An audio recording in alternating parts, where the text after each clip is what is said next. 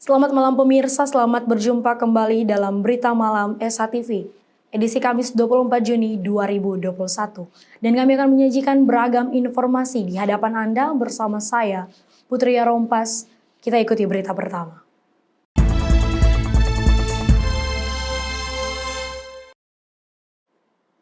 Kasus penganiayaan termasuk kasus paling menonjol yang terjadi di wilayah Kepolisian Resor Kota Manado. Hal ini dibenarkan Kapolres Manado, Komisaris Besar Polisi Elvianus Lauli kepada SHTV belum lama ini. Menurut Kapolres Komisaris Besar Polisi Elvianus Lauli, kasus penganiayaan ini banyak dilatar belakangi berbagai masalah, salah satunya dipengaruhi akibat mengkonsumsi minuman keras. Jadi untuk di satu bulan terakhir ini, untuk tindak pidana yang sering terjadi dan sedang kami tangani saat ini adalah kasus penganiayaan yang dilatar belakangi oleh berbagai macam masalah. Salah satunya adalah dilatar belakangi oleh pengaruh minuman keras. Di sisi lain, selain kasus penganiayaan, berikutnya adalah kasus pelanggaran lalu lintas. Kasus kecelakaan banyak terjadi disebabkan selain karena konsumsi minuman keras, juga diakibatkan human error.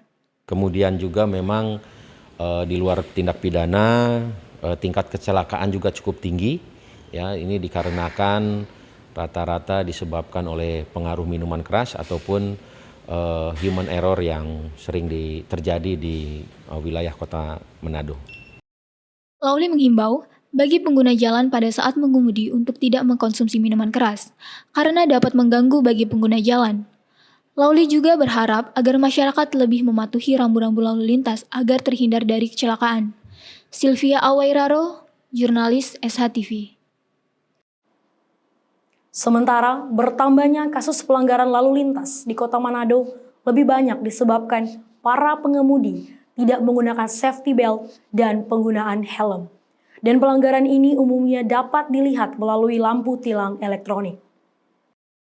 Untuk proses tilang elektronik yang diberlakukan saat ini kepada para pelanggar lalu lintas atau tilang elektronik, rekamannya dikirimkan melalui comment center dan setelah melakukan verifikasi kemudian dikirimkan ke alamat pemilik kendaraan.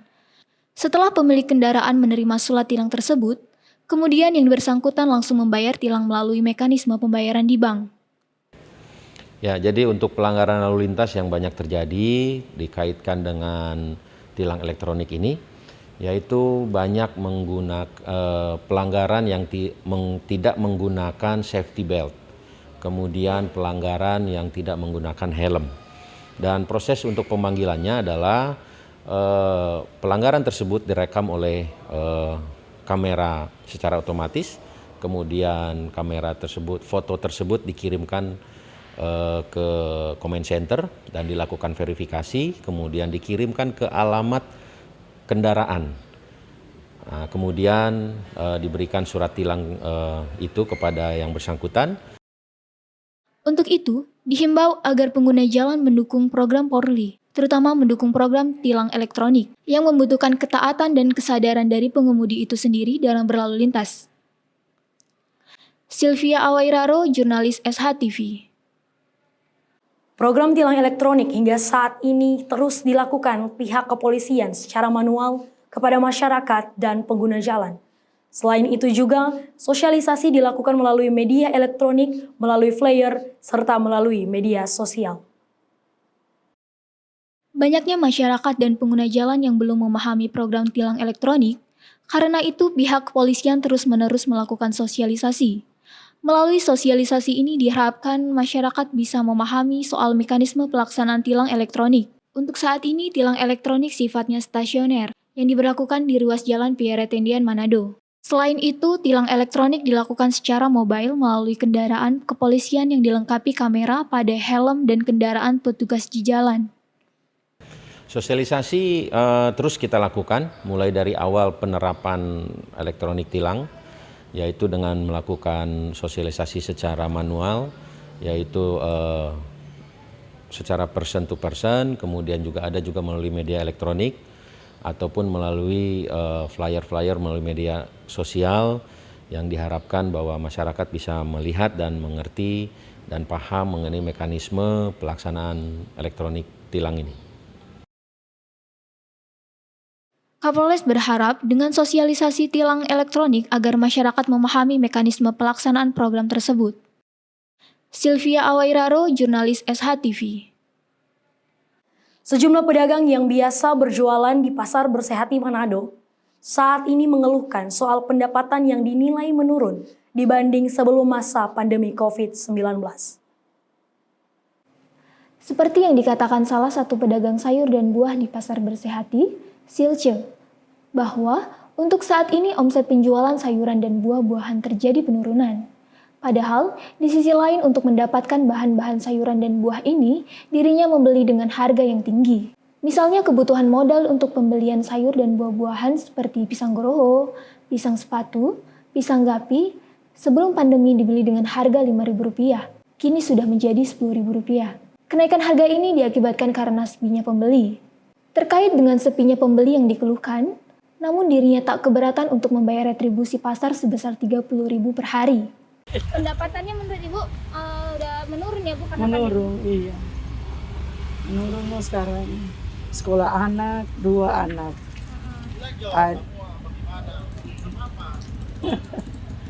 Sekolah anak kasihan SMK. Mau tahu jo hasil kurang. Meskipun masih sepinya pembeli, karena masih pandemi, namun dirinya tidak surut semangat untuk berusaha berjualan demi menyekolahkan kedua anaknya. Sementara, para pedagang di Pasar Bersihati Manado umumnya berharap untuk kedepannya agar pasar kembali normal dan pemerintah dapat menuntaskan kasus COVID-19 yang dengan sendirinya bisa meningkatkan daya beli masyarakat dan keadaan ekonomi para pedagang pulih kembali. Valentin Vina Amalia, jurnalis SH-TV. Demikian berita malam kali ini dan jangan lupa saksikan program Dialog SH-TV yang membahas topik pertambangan di Kabupaten Sangihe. Setelah jeda berikut ini.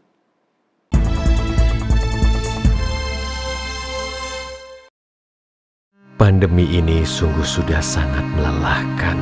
Semakin hari semakin berlarut-larut dengan korban yang makin bertambah. Kita harus bertegas diri, bukan orang lain, untuk tidak lelah berjuang dan vaksinasi. Saatnya andil menyelamatkan dan amankan negeri kita. Dimulai oleh kesuksesan vaksinasi kepada tenaga kesehatan, pahlawan kita. Setelah vaksinasi, disiplin dengan protokol kesehatan. Masa depan negeri ada di bahu kita.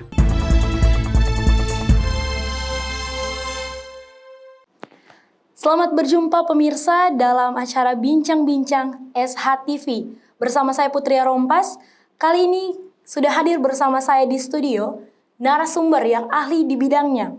Beliau adalah Bapak Yohanes Juman Budiman, merupakan praktisi hukum. Dan tentunya kita akan membahas seputar topik yang sangat menarik. Tapi sebelum itu kami menyapa dulu narasumber kita saat ini. Ya, apa kabar Pak Yohanes? Kabar baik, luar biasa. Ya, baik. Dan topik kita sangat menarik kali ini, yakni terkait dengan perspektif hukum terhadap ancaman tambang emas di Pulau Sangihe. Dan sebagai informasi juga pemirsa bahwa kami menerapkan protokol kesehatan di studio, jadi kami juga meminimalisasi untuk penyebaran virus COVID-19. Ya, baik. Pak, terkait dengan topik kita sangat hangat perbincangan ini di tengah-tengah masyarakat terkait dengan izin pertambangan ya. Bagaimana dari Bapak selaku praktisi hukum menanggapi polemik yang terjadi di masyarakat seputar tambang emas di Sangihe ini? Sebelum itu, apa sih latar belakangnya? Boleh Bapak jelaskan? Ya, silakan. Kami sudah mengikuti di beberapa media online dan medsos bahwa ada sedikit keguncangan di daerah saya ya. Saya kebetulan putra asal Sangihe. Itu ada rencana pertambangan emas. Nah, di situ dari PT Tambang Emas Sangihe, PT MS. Nah, jadi situ ada di lokasi itu sekitar 42.000 hektar. Dari 42.000 hektar itu ada sekitar 70 desa. 70 desa, ada 70 aliran sungai. Saya sini bukan ahli pertambangan, tapi saya sebagai praktisi hukum, ahli hukum. Nah, sekarang yang saya stressing di sini adalah masalah perizinan.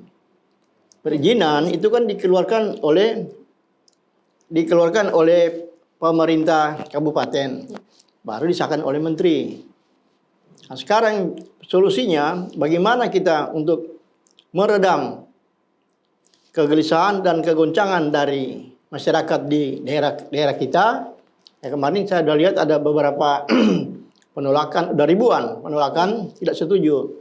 Tapi untuk solusinya itu kita harus melalui dengan langkah hukum, yaitu menggugat ke Tata Usaha Negara atau judicial review ke Mahkamah Agung. Ya, baik. Jadi kita lihat izinnya dari mana. Kalau dari kementerian, ya kita langsung ke Big SK Menteri, kita bikin gugatan pembatalan SK-nya. Ya. Kalau dari kabupaten dan pemerintah, kita langsung bikin judicial review. Ya. Jadi ada dua langkah hukum, satu pembatalan, itu semua itu harus ada dari masyarakat atau LSM. LSM. Cuma dalam hal ini sesuai fakta di lapangan bahwa dulu LSM lagi berkembang berapi-api. Ya. Ada LSM penggiat anti korupsi. Tapi kenyataan para koruptor menggunakan oknum ini sebagai tim kampanye mereka. Sudah tercemar ya LSM. Iya. Nah, jadi kita minta supaya kalau memang LSM dia mau fight. Nah, saya tidak men-stressing LSM mana. Cuma di beberapa daerah begitu. Nah, dulu dia sangat semangat, tiba-tiba terjadi slow down. Ya, sudah stuck, berhenti Iya, slow down. perjuangannya. Ya, baik. Pak, terkait tadi disinggung bahwa ada perusahaan. Apakah perusahaan itu perusahaan dari masyarakat warga Sangihe atau mungkin dari perusahaan tetap orang Indonesia atau mungkin perusahaan dari luar? Ya. Dan apakah terjadinya penolakan mungkin ketika dibukanya tambang di Pulau Sangihe itu akan membuat lapangan pekerjaan? Kenapa ditolak? Ya, Kalau jadi Bapak bagaimana? ya akan ditolak ini bukan kami menolak Iya. investor masuk, tapi ini PT Tambang Mas Sangihe. Iya. Nah, cuma itu kan ada beberapa corporate.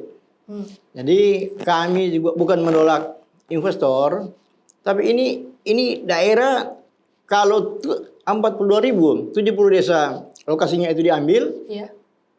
mau kemana lagi ini masyarakat penduduk? Baru ada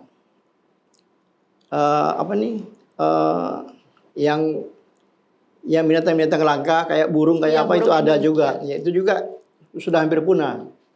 Nah, kalau itu juga diambil sebagian kepulauan itu dan masyarakatnya mau kemana? Nah, baru yang soal dia punya pekerjaan dan apa itu bukan itu solusinya bahwa kita harus bongkar semua. Karena ini memang akan merusak lingkungan dan mau dikemanakan nih masyarakat. Kemarin yang mereka ributkan harga per meter Rp5.000. Iya. Saya kira bukan itu solusinya. Solusinya kita batalkan dulu nih izin. Kalau kita tawar-menawar soal harga, ya kalau cuma 5.000 sama dengan berapa harga jagung, harga singkong berapa? Terlalu murah Iya, ya, untuk disamaratakan. Sedangkan di kandungan bumi di dalam ini Nilainya lebih dari yang dibayarkan. Kalau lebih cenderung seperti bagaimana yang dibuat oleh Pertamina satu daerah itu diganti untung, bukan dibayar per meter. Oh iya. Diganti untung. Jadi bukan kalau per meter dia cuma 5.000, kalau ganti untung kan lebih dari itu. Ya, jadi di sini terjadi penolakan karena masyarakat menilai bahwa ini hanya merugikan masyarakat. Ya, kalau harga 5.000 merugikan. Tapi yang kita lihat sini, bagaimana nih 42.000 hektar ini mau dibikin lokasi tambang, terus masyarakatnya mau dikemanakan? Ya, tempat tinggal, Iya. tempat tinggal masyarakat. Iya. Belum ada solusi. Iya. Ya, jadi hanya dibayar, bayarannya juga rendah. 5.000. Setelahnya juga belum ada solusi Ya, untuk dan memang tempat tinggal. langsung hilang nih Iya. sebagian pulau ini. 70 desa. 70 desa ada 70 aliran sungai itu. Itu semua diratakan untuk jadi tambang emas. Iya. Nah, itu yang kita harus batalkan PT Tambang Emas ini izinnya dari mana? Kalau kemarin Bupati sempat keluar-keluar, saya menolak. Kenapa? Dari pusat keluarkan izin. Ya. Berarti kan ada dari daerah juga. Nah, ini juga kami mengharapkan supaya Pemprov, Pemda dan LSM yang membuat ya silakan. Ya tentu harus ada sinergisme yang baik antara pemerintah pusat dan Ya, pemerintah ya. daerah.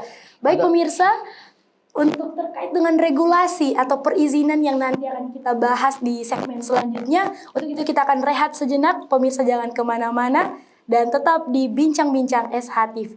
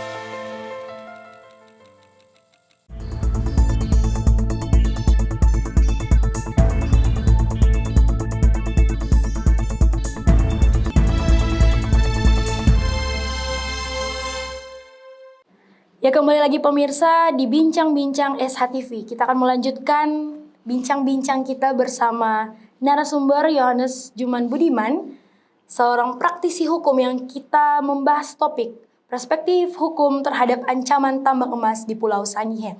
Ya, tadi di segmen awal kita membahas terkait dengan regulasi pemerintah. Ya muncul gaungan di internet terkait dengan SSI, Save Sangihe Island, di mana masyarakat menolak karena pulau ini, mengingat Pulau Sangihe itu sangat kecil untuk diizinkan adanya pertambangan emas. Nah, namun Kementerian Energi dan Sumber Daya Mineral atau SDM memberikan izin, Pak, Ya. untuk areal itu dijadikan areal pertambangan. Ya, bagaimana pemahaman Bapak terkait dengan izin? Tadi izin dari pusat ke daerah, itu bahkan juga sempat almarhum Wakil Bupati Pak Helmut Hontong yang sempat menolak atau ingin membuat surat permohonan pembatalan izin. Itu terkaitnya bagaimana regulasi antara pemerintah pusat, pemerintah daerah, dan keputusan yang diambil. Ya, seperti itu. Oke. Kalau menurut saya antara undang-undang dan perda itu saling bertabrakan. Ya. Bertabrakan. Baru kedua, kalau izin ini tetap tidak dibatalkan, itu berarti 70 daerah dari 42.000 hektar ini, 70 desa, itu semua akan disingkirkan karena untuk tambang emas. Dari 70 kepala desa ini berapa ribu kakak yang harus keluar. Baru kedua, yang ketiga mau dikemanakan. Ini masyarakat dengan harga yang ramai di media kemarin per meter Rp5.000. Itu sama dengan harga, ya mungkin harga apa ya yang 5.000. Sekilo beras saja Iya, tidak dapat. makanan ayam aja ada kurang Iya. tuh.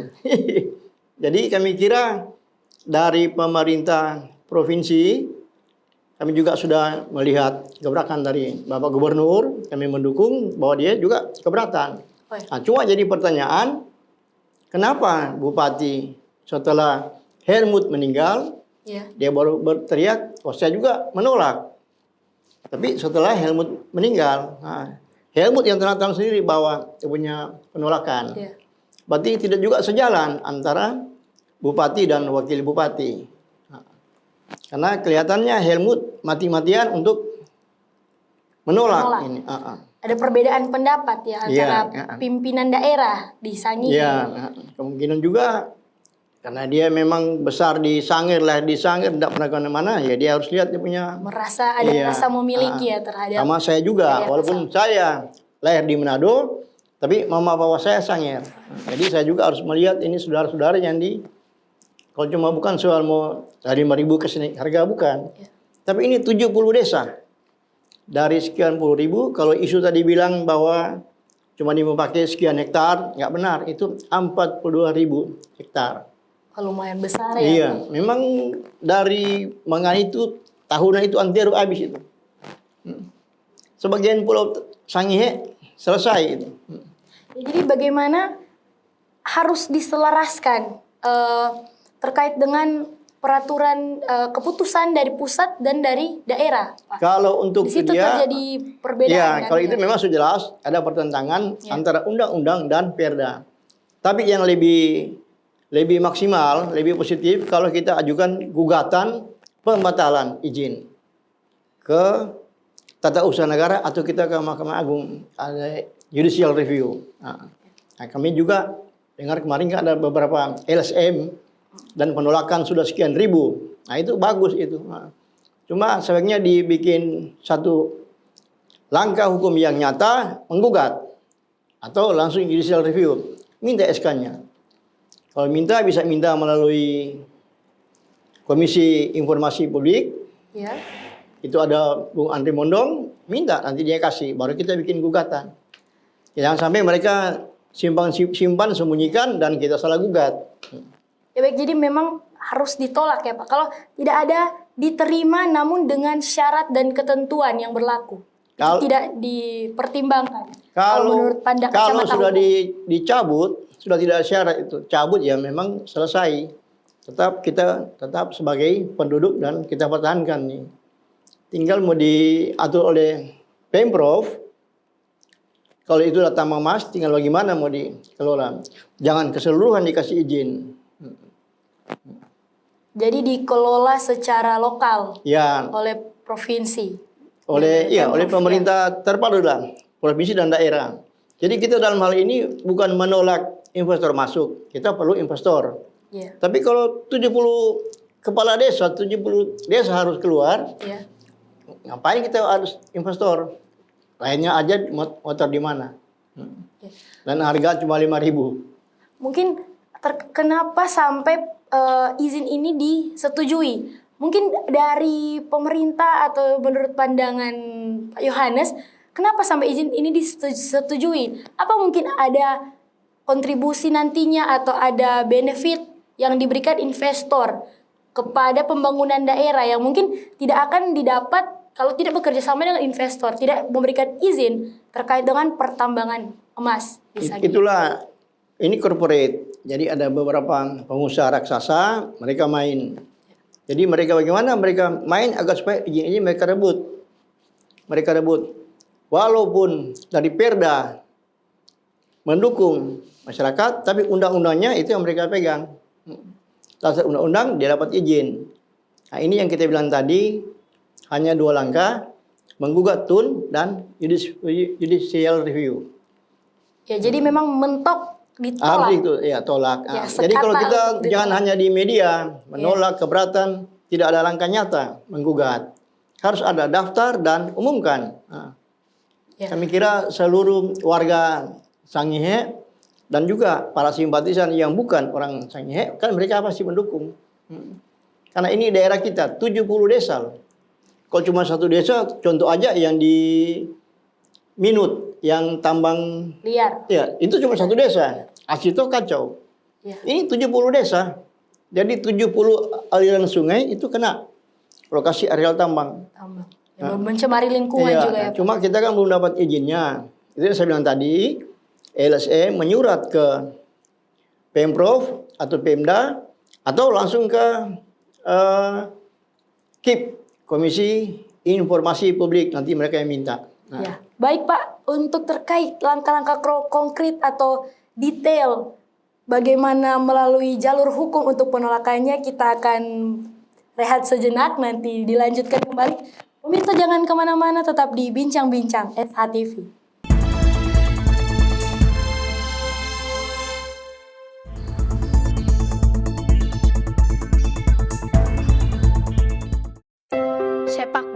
adalah olahraga favoritku sejak dulu. Ayah selalu mengingatkanku untuk menjaga kesehatan tubuh dengan olahraga yang teratur. Aku dan teman-temanku sering berolahraga di taman dekat sekolah. Tapi itu dulu. Sekarang olahraga di fasilitas umum kita wajib menggunakan masker, menjaga jarak, dan mencuci tangan dengan sabun supaya mengurangi resiko terkena virus dan penyakit menular lainnya. Seperti ayah bilang, ini adaptasi kebiasaan baru dalam hidup kita sekarang. Wajib mengikuti protokol kesehatan yang berlaku.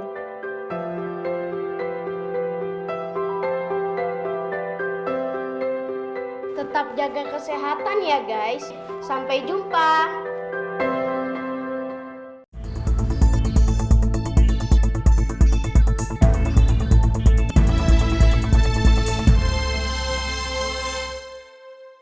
Ya pemirsa, kembali lagi di Bincang-Bincang SHTV. Kita sudah tiba di segmen terakhir dan masih dengan isu yang sama, dengan topik yang sama terkait dengan tambang emas di Pulau Sangihe. Dan beragam informasi yang muncul terkait dengan pertambangan di Sangihe ini, yakni luasan areal untuk pertambangan emas diberitakan itu 42.000 hektar. Namun kenyataannya hanya dikelola sebesar 62 hektar, Pak. Ya.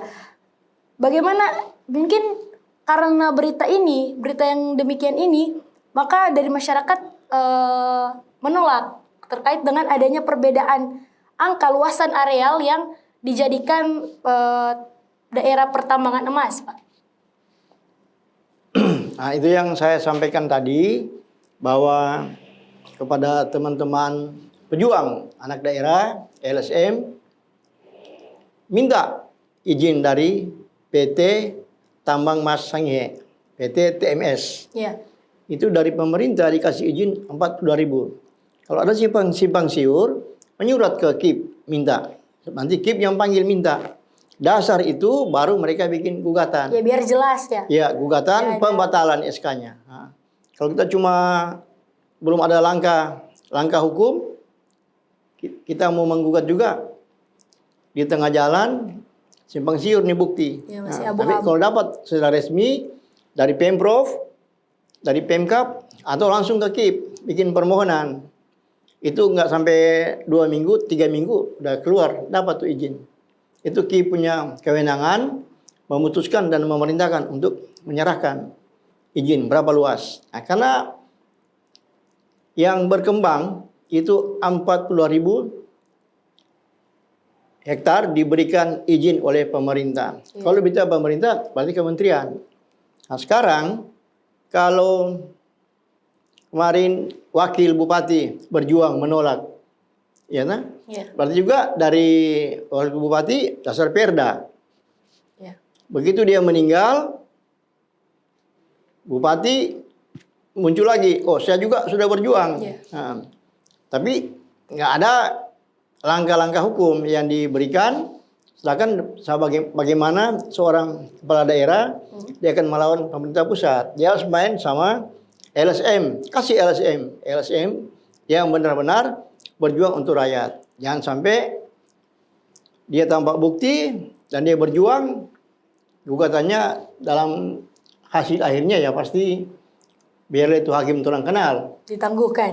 Bukan ditangguhkan, nol, tolak nih gugatan. Jadi kita bikin bukti akurat, baru kita tampil. Nah, itu yang langkah nyata yang harus diambil oleh para rekan-rekan dari LSM yang merasa berjuang untuk daerahnya. Jadi ini bukan masalah politis, ini masalah hukum untuk kepentingan masyarakat banyak. Ya. Baik Pak, jadi kalau ada izin untuk pertambangan dan merasa oh kami dirugikan, akhirnya ditolak. Bagaimana pandangan Bapak terkait dengan tambang emas liar? Nah ini kan sudah ada perizinan, otomatis ada tanggung jawab dari pemerintah. Jadi tambang ini diizinkan pemerintah, ada tanggung jawab dari pemerintah. Bagaimana dengan tambang liar?